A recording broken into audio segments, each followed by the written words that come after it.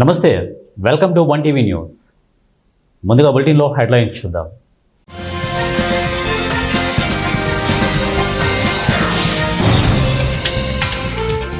ఎమ్మెల్యేలు ఇలా చేస్తే ఎలా? CM Chandrababu fire.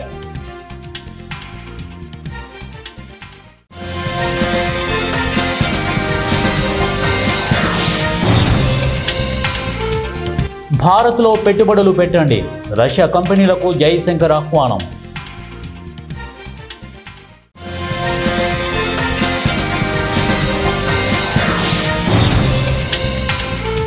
ఈ బిల్లు అన్ని పార్టీలకు వర్తిస్తుంది, కాంగ్రెస్ పై కిషన్ రెడ్డి సెటైర్.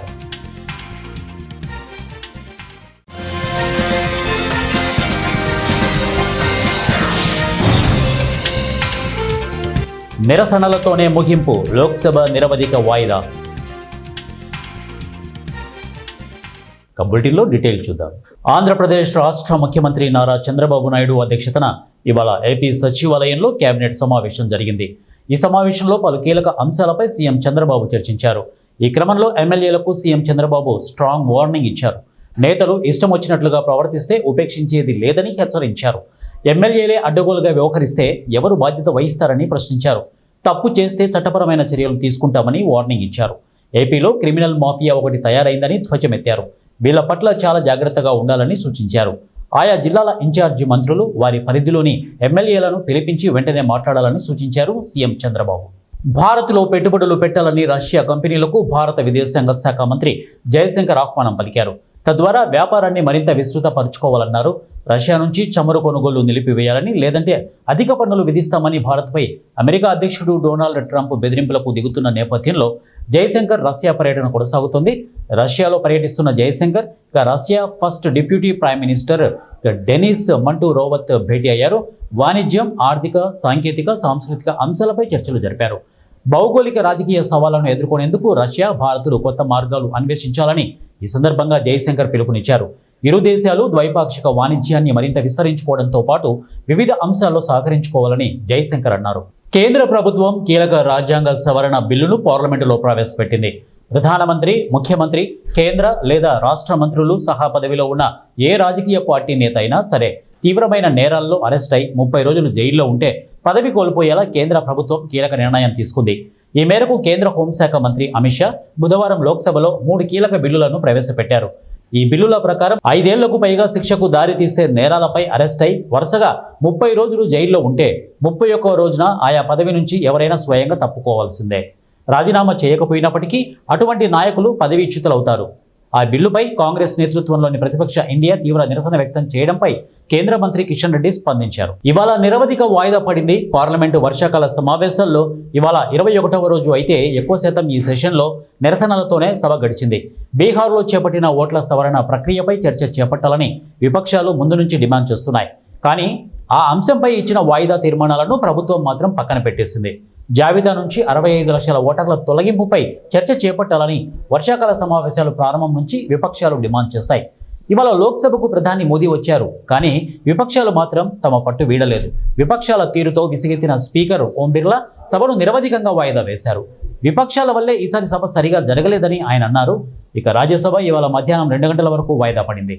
పొద్దున్నే లేచి పోగులను పోగు చేసి సంఘంలో గౌరవాన్ని నిలబెట్టే నేతన్నలను కాపాడుకుందామని జనతా ఫౌండేషన్ అధినేత కొత్తూరు సత్యనారాయణ గుప్తా కోరారు. గురువారం ఆయన ప్రెస్ క్లబ్ కార్యాలయం వద్ద ఆయన మాట్లాడుతూ నేసిన నేత తాళ్లకు ఉరి వేసుకునే దుస్థితి రాకూడదని ఆయన కోరారు. ప్రభుత్వం చేపట్టే సంక్షేమ పథకాలు ఒకవైపు, మరోవైపు నేతన్నలను, రైతులను, కార్మికులను కాపాడుకునే విధానాల్లో వెళ్లాలని ఆయన సూచించారు. ఈనాటికి నేతన్నలు చేనేత దుస్తులు చేసేందుకు సాహసించలేకపోతున్నారని ఆయన ఆవేదన వ్యక్తం చేశారు. అనేక కుటుంబాలలో వారి పిల్లలకు వివాహాలు కూడా చేయలేక భార్య బిడ్డలను వదిలేసి వెళ్లిపోయిన సంఘటనలు ఎన్నో ఉన్నాయని ఆయన తెలిపారు. ప్రజలు కూడా చేనేత దుస్తులను కొనుగోలు చేసేందుకు సిద్ధపడాలని, నేతన్నల సంక్షేమానికి సహకరించాలని ఆయన కోరారు. ప్రతి ఉద్యోగి, ప్రతి విద్యార్థి వారంలో కనీసం 2 రోజులు చేనేత దుస్తులను ధరించాలని ఆయన కోరారు. ఎంతో ఖరీదు పెట్టుకుని ఇళ్లను నిర్మిస్తాం, సెల్ ఫోన్లను కొనుగోలు చేస్తాం, కానీ నేతన్నల దుస్తులు ధరించడానికి ఎందుకు సాహసించడం లేదు అని ఆయన ప్రశ్నించారు. మార్కెట్లో కూరగాయలు బేరమాడినట్టు దుస్తులు ధరించేటప్పుడు తగ్గించుకోండి అని అడుగుతున్నారని ఆయన ఆవేదన వ్యక్తం చేశారు. గతంలో వైఎస్ రాజశేఖర రెడ్డి గారు ఉమ్మడి రాష్ట్ర ముఖ్యమంత్రిగా ఉన్నప్పుడు ఎమ్మిగనూరులో దీక్ష చేయడం జరిగిందన్నారు. ఆ దీక్ష ఫలితమే ఆనాడు ప్రభుత్వ పాఠశాలల్లో చదువుతున్న ప్రతి విద్యార్థికి 2 జతల దుస్తులు ఉచితంగా ఇవ్వడం జరిగిందన్నారు. ప్రైవేటు రుణమాఫీ చేయడం జరిగిందన్నారు. వారి జీవితాల్లో వెలుగు నింపడం జరిగిందన్నారు. కానీ ఈనాడు ప్రభుత్వ పాఠశాలల్లో చదువుకునే విద్యార్థులకు కనీసం 50% ప్రభుత్వం భరించి 50% తల్లిదండ్రులు భరించేలా చర్యలు తీసుకోవాలని ఆయన కోరారు. ఉచిత పథకాలు ముఖ్యం కాదని, రేపటి తరానికి అప్పుల భారం లేకుండా చూసుకోవాల్సిన బాధ్యత అన్ని రాజకీయ పార్టీలకు ఉండాలని కూడా ఆయన కోరారు. వారంలో కనీసం 2 రోజులు ప్రతి వార్డులో కూడా చేనేత బజార్లను ఏర్పాటు చేయాలని ఆయన కోరారు. ఆప్కో రంగంను మరింత బలోపేతం చేసేందుకు ప్రభుత్వం కృషి చేయాలని ఆయన డిమాండ్ చేశారు. పొద్దున్నే లేచి పోగులని పోగు చేసి ఆ వ్యక్తి నేతన్న. ప్రభుత్వం ఏదైనా కానీ ఒక కార్యక్రమం చేపడితే అది శాశ్వత పరిష్కారాన్ని చూపించాలి. తను చీరలు చేసేటప్పుడు, బట్టలు తయారు చేసేటప్పుడు, కర్చీపులు తయారు చేసేటప్పుడు తన ఒంటి మీద కూడా చొక్కా వేసుకోకుండా, బనిగని వేసుకోకుండా మనకు గౌరవాన్ని సంఘంలో నిలబెట్టిస్తున్నాడు ఆయన. నూలు ద్వారా చేసే చీరను కూడా ఆ నేత భార్య కట్టుకోలేని దుస్థితి ఏర్పడుతుంది. ఈనాటికి కూడా కర్నూలు జిల్లా ఎమ్మిగనూరులో నేత కుటుంబాలలో వాళ్ళ బిడ్డలకు వివాహాలు కూడా చేసుకోలేని పరిస్థితుల్లో చివరికి వయసు మీరు 40-50 అయినా కూడా ఒకే ఇంటి 3-4 అమ్మాయిలు పెళ్లి కాని వాళ్ళ కుటుంబాలు ఎన్నో ఉన్నాయి అక్కడ. మళ్ళీ ప్రభుత్వం ఏమో నేతన్న దుస్తులు ధరించండి, చేనేత దుస్తులు ధరించండి, వారంలో 1 రోజు అంటున్నారు. ఎక్కడ వేసుకుంటున్నారు? ఆదేశాలు ఇస్తున్నారు, ఆచరణలో లేదు. రాజశేఖర రెడ్డి గారు ఉన్నప్పుడు ఎమ్మిగనూరులో మేము దీక్ష చేయడం జరిగింది. ప్రైవేట్ రుణమాఫీ చేయాలి, అదేవిధంగా ప్రభుత్వ పాఠశాలల్లో చదువుకున్న ప్రతి విద్యార్థికి ప్రభుత్వం 2 దుస్తులు అంటే 2 జతల దుస్తులు నేతన్న చేసే ఆ బట్టల్ని వాళ్ళకి అందించాలని ఆ రోజు డిమాండ్ చేయడంతో 15 రోజుల్లోనే రాష్ట్ర వ్యాప్తంగా ఉమ్మడి రాష్ట్రంలో కొన్ని కోట్ల మంది విద్యార్థులకు దుస్తులు పంపిణీ చేశారు. అదొక చరిత్ర. అదేవిధంగా ప్రస్తుత ముఖ్యమంత్రి నారా చంద్రబాబు నాయుడు కూడా ఖచ్చితంగా అమలు పరచాలి.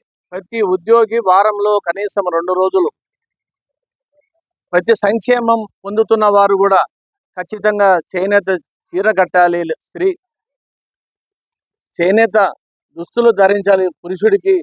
ఇటువంటి నిబంధన పెట్టినప్పుడే ఒక విప్లవాత్మకమైన మార్పు వస్తుందని నేను అనుకుంటున్నాను. ఎందుకంటే నిజంగా నూలు వేసిన దారానికి ఉరి వేసుకుని పరిస్థితి రాకూడదు ఎప్పుడు కూడా. నేతన్న కర్షకుడు, కార్మికుడు, సైనికుడు వీళ్ళ పట్ల ఎప్పుడైతే మనం శ్రద్ధ చూపిస్తామో దేశం కానీ, రాష్ట్రం కానీ, ప్రాంతాలు కానీ అభివృద్ధిలోకి వస్తాయని నేను కోరుకుంటున్నాను. కాబట్టి ప్రభుత్వం ఏదైనా కార్యక్రమం చేపట్టినప్పుడు చిత్తశుద్ధితో అమలు పరచాలని నేను డిమాండ్ చేస్తున్నాను. అదేవిధంగా జిల్లా కలెక్టర్ గారికి కూడా చెప్తున్నాను, దయచేసి మీరు కూడా మీ పరిధిలో ఉండే ప్రతి శాఖకు ఆదేశాలు జారీ చేయాలని నేను కోరుకుంటున్నాను. నేతన్నను కాపాడుకుందాం, మన గౌరవాన్ని సంఘంలో నిలబెట్టే ప్రయత్నం చేద్దామని ఈ సందర్భంగా నేను కోరుతున్నాను. ఆంధ్రప్రదేశ్లో చంద్రబాబు ప్రభుత్వం ఎంతో ప్రతిష్టాత్మకంగా మహిళలకు ఉచిత బస్సు ప్రయాణం పథకంను తీసుకొచ్చింది. అయితే ఇటీవల ఫ్రీ బస్సు సదుపాయాన్ని కొంతమంది పూర్తిగా మిస్యూజ్ చేస్తున్నారు. అచ్చం తెలంగాణలో ఉచిత బస్సు ప్రయాణంలో కొంతమంది చేశారో ఏపీలో కూడా అచ్చం అలాంటి ఘటనలు జరుగుతున్నాయి. ఇప్పటికే ఫ్రీ బస్సులో కొంతమంది మహిళలు గొడవలకు దిగుతున్నారు. ఒక యువతి ఇటీవల తన తల్లికి కట్లపొడి ఆకుల ఇష్టమని ఉచిత బస్సులో అనంతపురం వెళ్ళింది. ఈ వీడియోపై దుమారం చెలరేగిన విషయం తెలిసిందే. దీన్ని బట్టి చూస్తే కొంతమంది ఉచిత బస్సును ఎంతగా మిస్యూజ్ చేయడం స్టార్ట్ చేశారో ప్రత్యేకంగా చెప్పనవసరం లేదు. ఇటీవల విజయవాడ నుంచి జగ్గయ్యపేటకు వెళ్తున్న బస్సుతో పాటు విజయనగరం నుండి కొత్తవలస వెళ్లే బస్సులో కొంతమంది మహిళలు బస్సులో సీటు కోసం తెగ వాగ్వివాదం చేసుకుని గొడవలకు దిగారు. ఇష్టం ఉన్నట్లు జుట్టులు పీక్కుంటూ, చీరలు లాక్కుంటూ ఒకరిపై మరొకరు పిడిగుద్దులు కురిపించుకుంటున్నారు తప్ప మొత్తంగా బస్సులో నానా రచ్చ చేశారు. ఒక రేంజ్లో ఒకరిపై మరొకరు బూతులు తిట్టుకుంటూ దాడులు చేసుకున్నారు. చుట్టుపక్కల ఉన్నవారు ఎంతగా వారించినా కూడా వాళ్ళు ఏమాత్రం కూడా వెనక్కి తగ్గలేదు. ఏమైంది అడగొట్టించాడు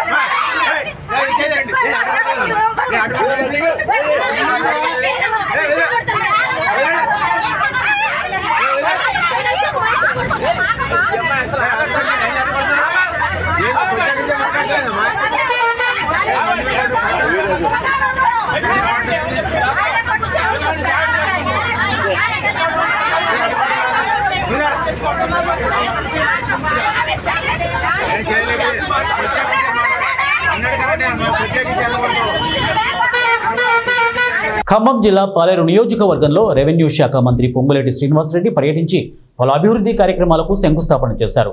ఈ సందర్భంగా ఏర్పాటు చేసిన సభలో ఆయన మాట్లాడుతూ రాష్ట్రంలో అభివృద్ధి కార్యక్రమాలు చేయడానికి కారణం ప్రజలే అన్నారు. తెలంగాణ రాష్ట్రంలో ప్రతి గ్రామంలో అభివృద్ధి తగ్గనీయకుండా ప్రభుత్వం పనిచేస్తోందని ఆయన తెలిపారు.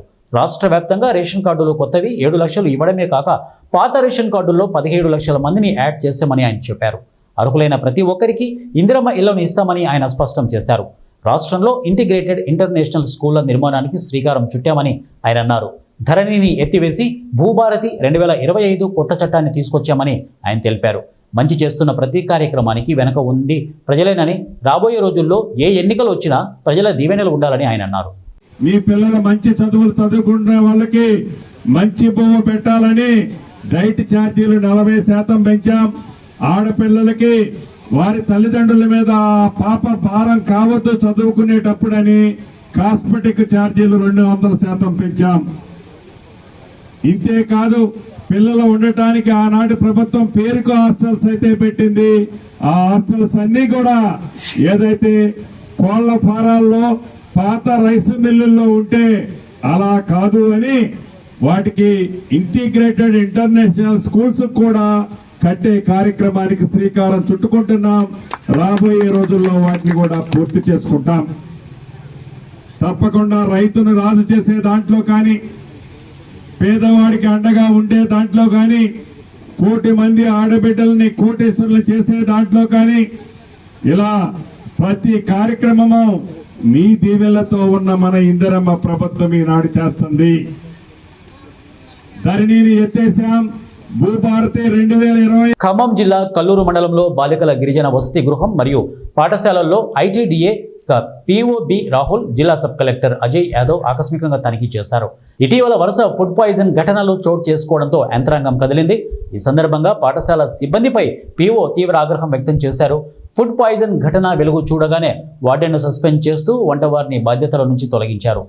విద్యార్థుల మనోగతం తెలుసుకునేందుకు, సమస్యలు పరిష్కరించేందుకు ప్రత్యేక చర్యలు చేపట్టిన అధికారులు పాఠశాల మౌలిక వసతుల అభివృద్ధి కోసం 10 లక్షల రూపాయల నిధులను మంజూరు చేశారు. అలాగే మంచినీరు, ఆహారం నమూనాలను ల్యాబ్ పరీక్షలకు పంపించిన సబ్ కలెక్టర్ అజయ్ యాదవ్ విద్యార్థులతో కలిసి భోజనం చేస్తూ వసతి గృహ నిర్వహణపై ప్రత్యేక దృష్టి సారించారు.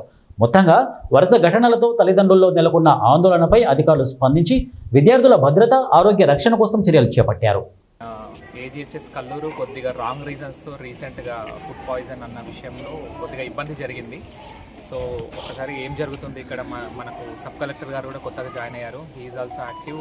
వెంటనే రెస్పాండ్ అయ్యి పిల్లలతో మాట్లాడి కొన్ని ప్రొవిజన్స్ బాగాలేవంటే అవి మార్పించడం జరిగింది. మెడికల్ ఆఫీసర్స్ కూడా ఉన్నారు. ఒకసారి మేము పిల్లలతో కూడా ఒక session type, medical officers will speak ఎట్లాంటి, ఇప్పుడు ముందే సీజన్ కూడా అట్లా ఉంది కాబట్టి. ప్లస్ మేము ఆ ఇన్సిడెంట్ జరిగిన తర్వాత ఇమ్మీడియట్గా వార్డెన్ని సస్పెండ్ చేశాము. తర్వాత మెయిన్ కుక్స్ ఇద్దరిని కూడా ఇక్కడ నుంచి మార్చేసి మంచిగా వన్డే వాళ్ళని ఈ ఇన్స్టిట్యూట్కి తీసుకొని వచ్చాము. యాక్చువల్గా స్ట్రెంత్ తక్కువే ఉంది, 100 ఉంది కాబట్టి పెద్ద ప్రాబ్లమ్స్ రావద్దు. సో కొద్దిగా బియ్యం కూడా ఇబ్బంది ఉందని చెప్తున్నారు. వెంటనే ఆ బియ్యం కూడా ఈరోజు రేపటికల్లా మార్పించేసి ఇప్పటి నుంచి ఇట్లాంటి ఏ ఇన్సిడెంట్ కూడా మళ్ళీ మా ట్రైబల్ వెల్ఫేర్ ఇన్స్టిట్యూట్స్లో జరగకుండా తగిన జాగ్రత్తలు తీసుకుంటున్నాము. ఈ ఇన్స్టిట్యూట్ రిపేర్కి మనకు 10 lakhs మేజర్ రిపేర్స్ కోసం 10 లక్షలు కూడా శాంక్షన్ అయింది. సో ఏమైనా ఈ డ్రైనేజ్ వాటర్ ఉంటుంది, లేకపోతే డ్రింకింగ్ వాటర్ అనే ప్రాబ్లమ్స్ ఉన్నాయి, కాంపౌండ్ వాళ్ళు అక్కడక్కడ కొద్దిగా బ్రేక్ అయింది, అవన్నీ కూడా ఈ వర్షాకాలం అయిపోయిన తర్వాత అంటే వితిన్ 1-2 monthsలో ఆ మేజర్ రిపేర్స్ కూడా చేస్తాము.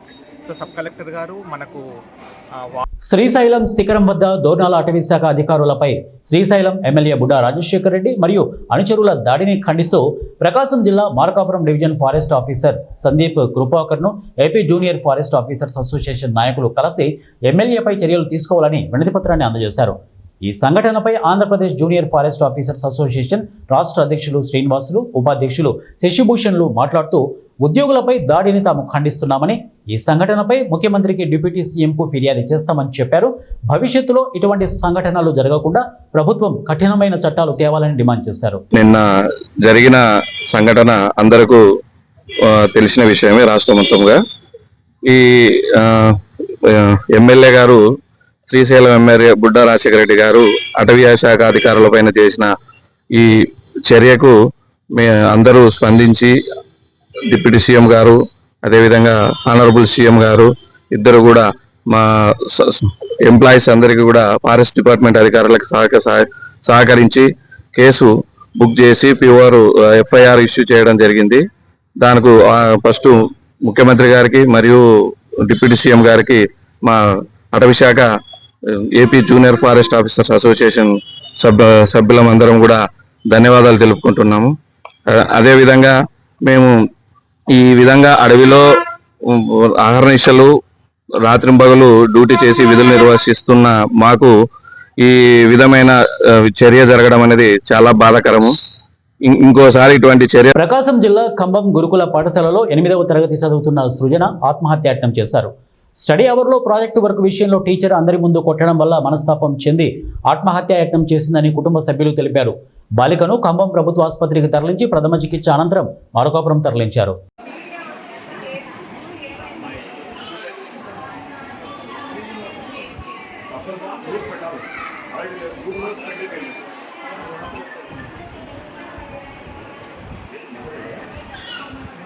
పార్వతీపురం మన్యం జిల్లా మరోసారి ప్రజల అభిప్రాయాన్ని పూర్తి స్థాయిలో తీసుకుని బడిదేవరకొండ కోరి నిర్వహణ చేపట్టాలని పార్వతీపురం ఎమ్మెల్యే బోనెల విజయచంద్ర అన్నారు. బడిదేవరకొండ వల్ల తమకు చాలా ఇబ్బందులు ఎదురవుతున్నాయని, చెరువు కలుషితం అయిందని, వెంటనే ఈ క్వారీ నిర్వహణ ఆపాలని ప్రజలు ఇచ్చిన ఫిర్యాదు మేరకు గురువారం కొండను ఎమ్మెల్యే పరిశీలించారు. ముందుగా ప్రజలతో మాట్లాడి వారి సమస్యలను అడిగి తెలుసుకున్నారు. ఈ సందర్భంగా ఎమ్మెల్యే మాట్లాడుతూ బడిదేవరకొండ పేరు ఈ పరిసర ప్రాంతాల ప్రజలకు ఒక పవిత్రమైందని, ఈ ప్రాంత ప్రజలు దైవంగా భావిస్తున్నారని, ఈ కొండ వర్షాన్ని ఇచ్చే దైవంగా భావిస్తూ ప్రతి ఏడాది పూజలు చేస్తుంటారు. అయితే ఈ కొండను తవ్వడానికి అనుమతులు ఉన్నప్పటికీ సంబంధిత యాజమాన్యం నిబంధనలు పాటించడం లేదని, నిబంధనలు ఉల్లంఘించడం వల్ల అనేక ఇబ్బందులు పడుతున్నామని ఇక్కడి ప్రజలు ఫిర్యాదు చేశారని అన్నారు.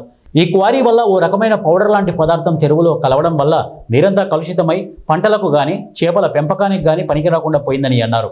రాత్రి వేళల్లో విపరీతమైన శబ్దాలు రావడంతో కొండ పక్కన గల గ్రామాల ప్రజలు నిద్రకు నోచుకోలేకపోతున్నారని అన్నారు. ఈ విషయంపై తనకు ప్రజలు ఫిర్యాదు చేయడంతో తాను ఈ పర్యటనకు వచ్చానని అన్నారు. మళ్లీ ప్రజల అభిప్రాయాన్ని తెలుసుకునేందుకు రెవెన్యూతో పాటు సంబంధిత అధికారులు ప్రజాభిప్రాయ సేకరణ చేయాలని సూచించారు. గ్రామస్తులు ఏదైతే పూర్తిస్థాయి అభిప్రాయాన్ని తెలుపుతారో ఆ అభిప్రాయానికి సంబంధిత యాజమాన్యం, అధికారులు కట్టుబడి ఉండాలని అన్నారు. అందరికీ నమస్కారం. బడిదేవరకొండ ఈ పేరు ఈ పరిసర ప్రాంతాల్లో పెరిగిన ప్రతి ఒక్కరికి ఒక పవిత్రమైన పేరు. ఈ బడిదేవరకొండ ఒక దైవ సంభూతంగా ఈ కొండపై ఎప్పుడు కూడా మనకు వర్షాలనిచ్చే కొండగా ప్రతి గ్రామస్తులు ఎంతో అద్భుతంగా చేసుకోవడం జరుగుతుంది. అయితే వీళ్ళకి పర్మిషన్స్ అయితే ఉన్నాయి, కానీ పర్మిషన్ సంబంధించిన ప్రికాషన్స్ ఏవైతే ఉండాలో పర్యావరణకు సంబంధించి, గ్రామస్తులకు సంబంధించి వాటిలో ఖచ్చితంగా ఫెయిల్ అయ్యారనే విషయాన్ని గ్రామస్తులు చెప్పడం, గ్రామస్తులు ఇచ్చిన కంప్లైంట్ ప్రకారం ఇక్కడ ఉండేవాళ్ళు మేము కూడా రావడం జరిగింది. అయితే ఈ పక్కనున్న చెరువుకి డైరెక్ట్గా ఏదైతే ఇది పగలగొట్టగా దీన్ని షేప్ చేసుకోవడానికి వచ్చే పౌడర్ లాంటిది చెరువు మొత్తం కూడా ఇబ్బంది కలిగించే విధంగా అయింది. అక్కడ నాకు తెలిసి ఇంకా ఎకో సిస్టమ్ అంటే చేపలు పెరగడానికి కానీ ఇంకేం పెరగడానికి కూడా సంబంధం లేకుండా ఉంటుంది. రాత్రులు విపరీతమైన శబ్దాలతో గ్రామస్తులందరూ కూడా నిద్ర లేకుండా ఇబ్బంది పడుతున్న విషయాన్ని కూడా మా వరకు తీసుకురావడం జరిగింది.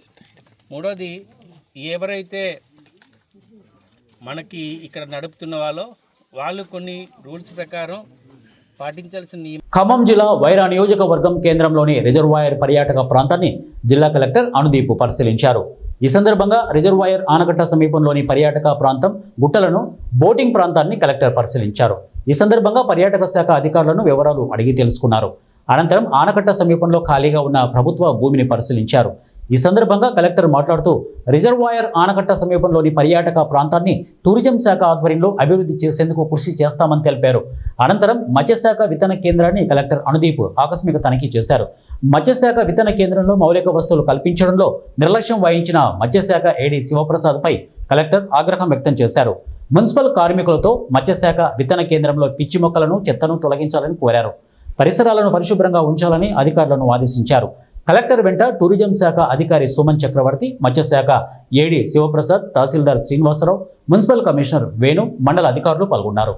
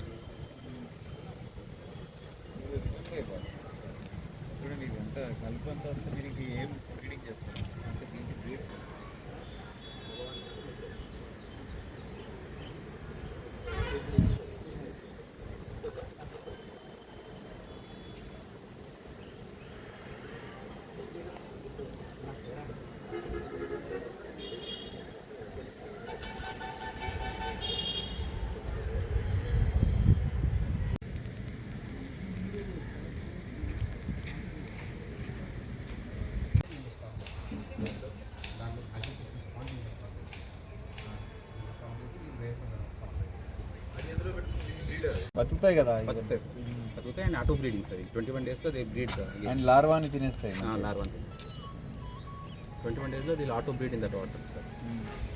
అందువల్ల మనకి పాపులేషన్ కొంచెం వేసినా కూడా ఆగట్లేదు సార్, వాటర్ ఆగట్లేదు. ఎక్కడ లీక్ అవుతున్నాయి? దీని నుంచి లీక్ అయిపోయింది కిందనా? Bottom leak. 5 years ఉన్నప్పుడు మున్సిపల్ కమిషనర్ గారు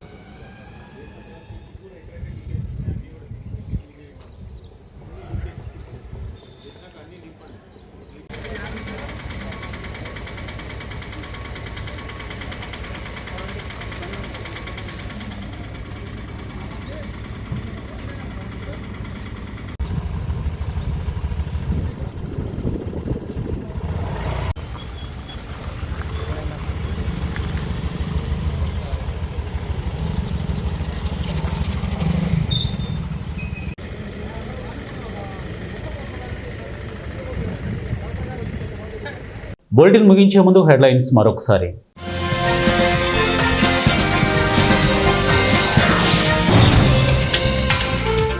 ఎమ్మెల్యేలు ఇలా చేస్తే ఎలా? CM Chandrababu fire.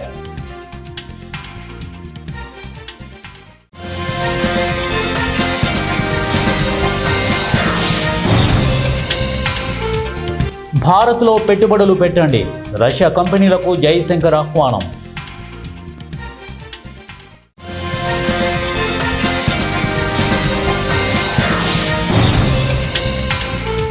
ఈ బిల్లు అన్ని పార్టీలకు వర్తిస్తుంది, కాంగ్రెస్పై కిషన్ రెడ్డి సెటైర్.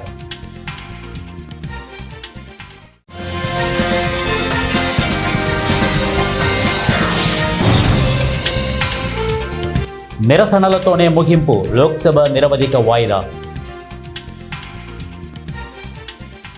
ఇవి బులెటిన్ అప్డేట్స్. నెక్స్ట్ బులెటిన్లో కలుద్దాం. Until then keep watching ONE TV news. ప్రతిక్షణం ప్రజల పక్షం.